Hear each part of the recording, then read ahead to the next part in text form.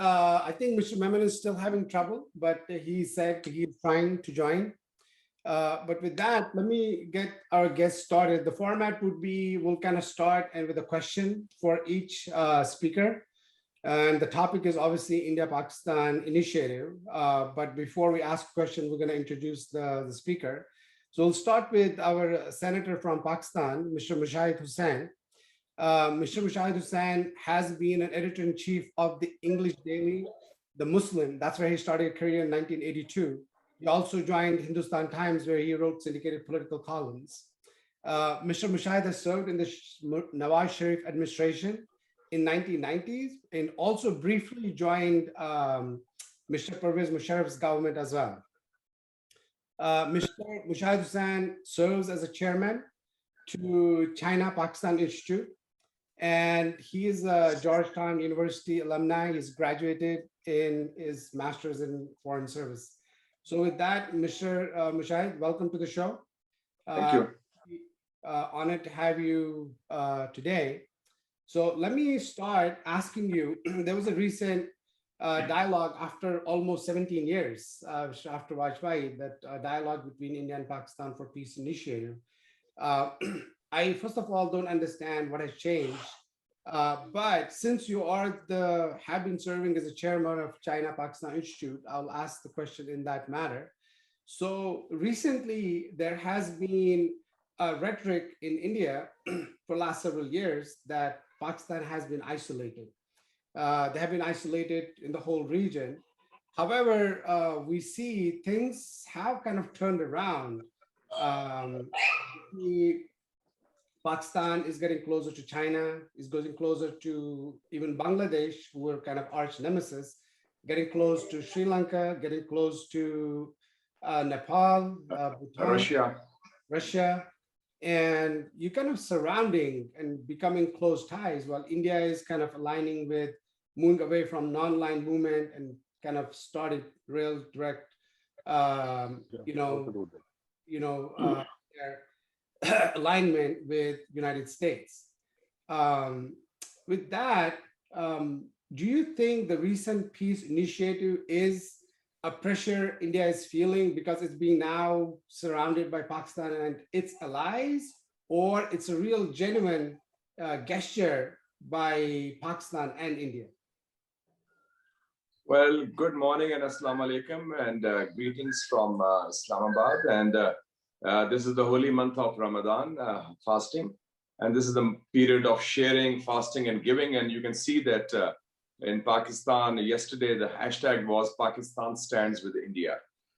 We have offered full support. Our government, our Prime Minister, even the famous ED Foundation offered 50 ambulances. So you can see that humanity trumps politics in moments of crisis. And I think that's a good sign for both India and Pakistan, two neighbors which need to be talking to each other rather than at each other. And you mentioned my being the editor of The Muslim in the 80s. And let me tell you, Jalali Saab, that I was the first to organize the Pakistan-India track tour in 1984, when it was, President was General Ziaul Haq. And we had that interaction in Islamabad, and some of the top names in Indian journalism, media, even retired generals, General Vora at that time, Vice Chief of Army, he came, other people came. So it was a very big success. And I was the first newspaper in Pakistan which allowed Indian journalists to write for us. Pran Chopra Sahab, Bhavani Sen Gupta Sahab, Kuldeep Nair Sahab. And I used to write for not just Hindustan Times, but the Times of India.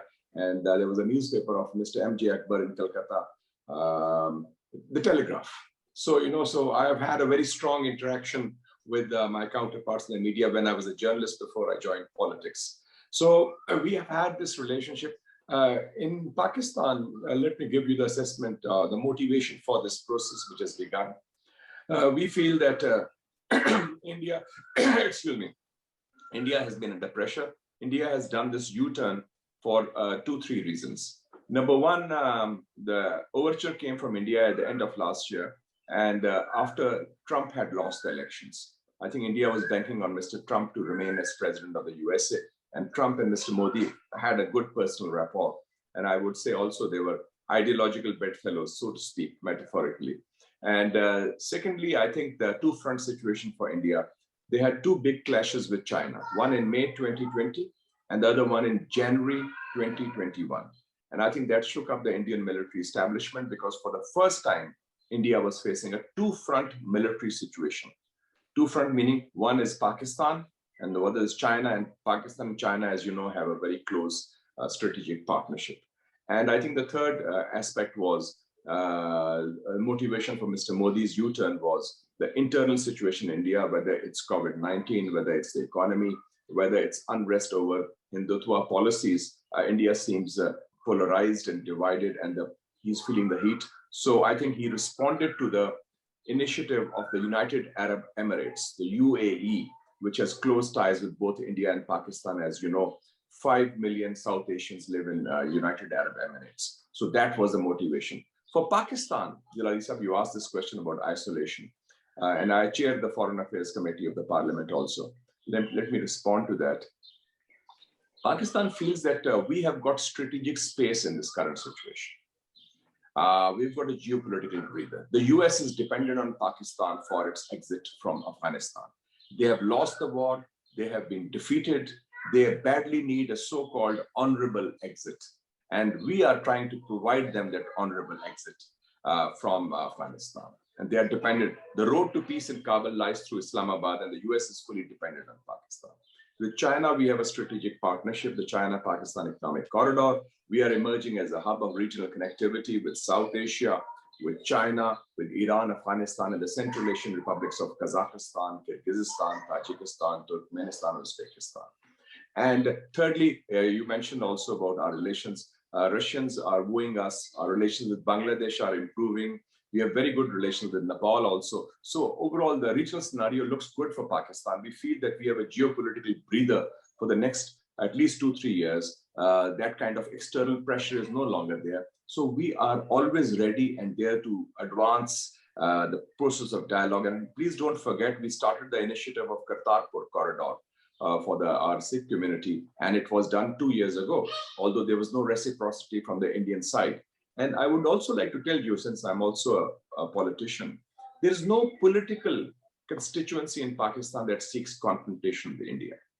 And more so after both sides have become nuclear weapon powers. I was the minister in waiting when Vajpayee Saab came to Pakistan.